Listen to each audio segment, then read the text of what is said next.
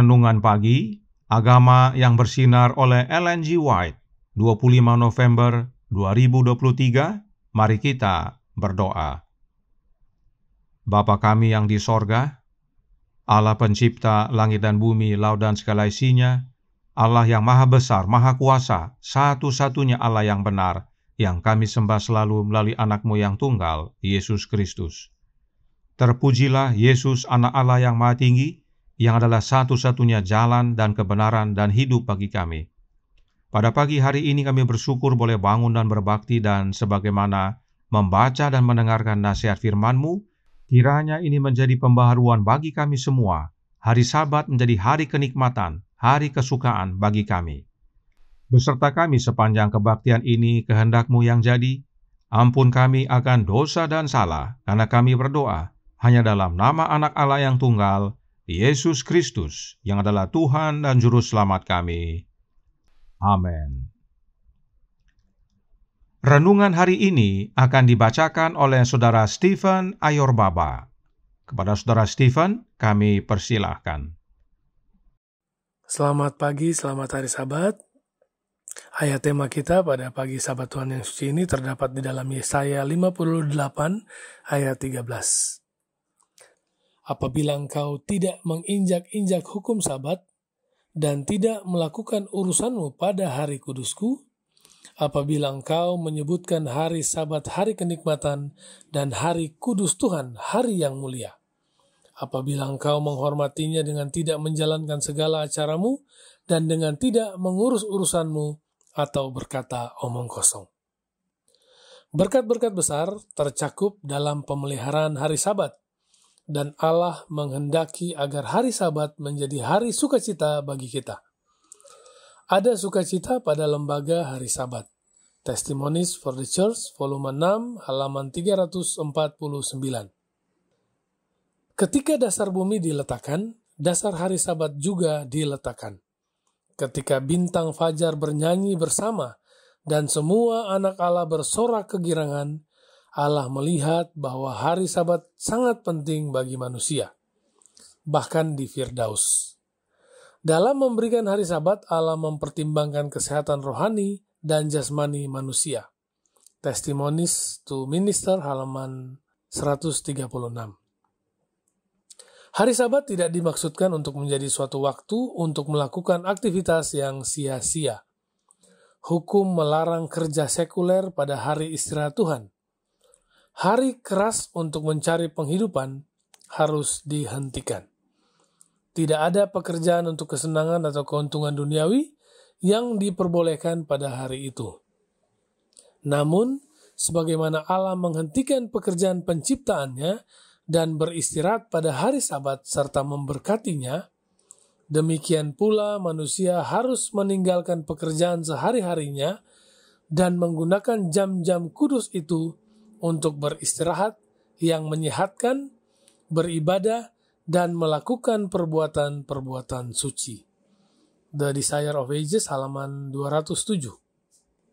Tuhan berkata, apabila engkau tidak menginjak-injak hukum Sabat dan tidak melakukan urusanmu pada hari kudusku, apabila engkau menyebutkan hari Sabat hari kenikmatan dan hari kudus Tuhan hari yang mulia, maka engkau akan bersenang-senang karena Tuhan. Bagi semua orang yang menerima hari Sabat sebagai tanda kuasa kreatif dan penebusan Kristus, itu akan menjadi suatu kesukaan. Melihat Kristus di dalamnya, mereka sendiri akan bersuka di dalam Dia. The Desire of Ages, halaman 288 dan 289. Semoga Tuhan Yesus memberkati. Terima kasih atas penata-layanan Saudara Stephen. Tuhan Yesus memberkati. Selamat pagi, saudaraku dalam Tuhan. Selamat Sabat. Saudaraku dalam Tuhan, mengapa kita memelihara hari Sabat? Roh Nubuat berkata dalam Counsels for the Church, halaman 261, paragraf 1. Melalui pemeliharaan hari Sabat, Bapa Surgawi kita rindu agar manusia tetap mengenal dirinya. Dia rindu agar hari Sabat mengarahkan pikiran kita kepadanya sebagai Allah yang benar dan hidup. Dan melalui pengenalan akan Dia, kita dapat memperoleh kehidupan dan kedamaian. Ini adalah kebenaran penting bagi kita semua yang mengaku memelihara hari Sabat. Sebab melalui Sabat kita mengenal Allah Bapa sebagai Allah yang benar dan hidup. Sehingga oleh mengenal Bapa, kita beroleh hidup dan damai. Apakah benar Allah Bapa adalah Allah yang benar dan yang hidup? Sudah tentu, sebab Alkitab sudah menyatakannya dalam Yohanes 17 ayat 3. Inilah hidup yang kekal itu, yaitu bahwa mereka mengenal Engkau, satu-satunya Allah yang benar, dan mengenal Yesus Kristus yang telah Engkau utus. Kemudian Matius 16 ayat 16 berkata, maka jawab Simon Petrus, engkau adalah Mesias, anak Allah yang hidup. Yohanes 17 ayat 3 adalah doa Yesus kepada Bapanya, dan dengan jelas Yesus berkata bahwa Bapanya adalah satu-satunya Allah yang benar. Dan dalam Matius 16 ayat 16, Petrus akui bahwa Yesus adalah anaknya Allah Bapa. Karenanya, bagi kita semua pemelihara hari Sabat, ingat, hari Sabat adalah untuk kita mengenal Bapa yang adalah Allah yang benar dan yang hidup, agar kita beroleh hidup dan kedamaian. Bagaimana caranya menerima kehidupan dan kedamaian dari Bapa? Sudah pasti melalui anaknya. Roh Nubuat berkata dalam The Review and Herald tanggal 2 Januari tahun 1900, artikel A, paragraf 4, berbunyi, ada kehidupan, kedamaian, dan sukacita di dalam Yesus Kristus. Itu sebabnya, The Faith I Live By, halaman 248, paragraf 5, berkata, Yesus adalah terangmu dan hidupmu dan kedamaianmu serta jaminanmu selamanya. Itu sebabnya, saudaraku dalam Tuhan, sebagaimana pekabaran renungan pagi sebelumnya, pada hari Sabat kita harus menjaga energi jiwa kita, sebab pada hari Sabat kita bertemu dengan Bapa dan anaknya. Kemudian, Testimonies for the Church, volume 6, halaman 349, paragraf 2, berkata, ketika Tuhan melepaskan umatnya, Israel, dari Mesir dan mempercayakan hukumnya kepada mereka, Dia mengajarkan kepada mereka bahwa dengan memelihara hari Sabat, mereka harus dibedakan dari para penyembah berhala. Itu sebabnya Tuhan Allah berkata dalam Keluaran 31 ayat 16 dan 17, maka haruslah orang Israel memelihara hari Sabat dengan merayakan Sabat turun-temurun menjadi perjanjian kekal antara aku dan orang Israel, maka inilah suatu peringatan untuk selama-lamanya, sebab 6 hari lamanya Tuhan menjadikan langit dan bumi, dan pada hari yang ke-7 Ia berhenti bekerja untuk beristirahat. Sebagaimana hari Sabat merupakan tanda untuk membedakan Israel dari para penyembah berhala ketika mereka keluar dari Mesir untuk memasuki Kanaan duniawi, demikian pula hari Sabat merupakan tanda yang kini membedakan umat-umat Allah ketika mereka keluar dari dunia untuk memasuki perhentian surgawi. Hari Sabat adalah tanda adanya hubungan antara Allah dan umatnya, suatu tanda bahwa mereka, yaitu umat-umat Allah, menghormati hukumnya. Dan perhatikan yang berikut ini, sebab hari Sabat memiliki hubungan erat dengan keselamatan. Counsels for the Church, halaman 261, paragraf 4, berkata, bagi mereka yang menguduskan hari Sabat, itu adalah tanda pengudusan. Pengudusan yang sejati adalah keharmonisan dengan Allah, kesatuan karakter dengannya. Hal ini diterima melalui penurutan pada prinsip-prinsip yang merupakan salinan dari karakternya. Dan hari Sabat adalah tanda penurutan. Siapapun yang dari hatinya menuruti perintah keempat akan menuruti seluruh hukum. Dia dikuduskan melalui penurutan.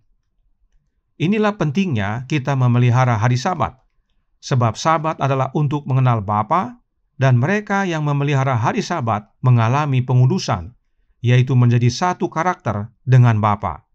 Sebab barang siapa yang dari hatinya menuruti hukum keempat akan menuruti seluruh hukum, dan hukum Allah yang adalah salinan karakter Allah menjadi bagian kita.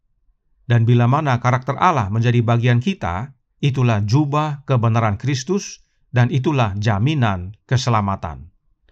Bagaimana caranya untuk mengalami pengudusan dan menerima karakter Allah?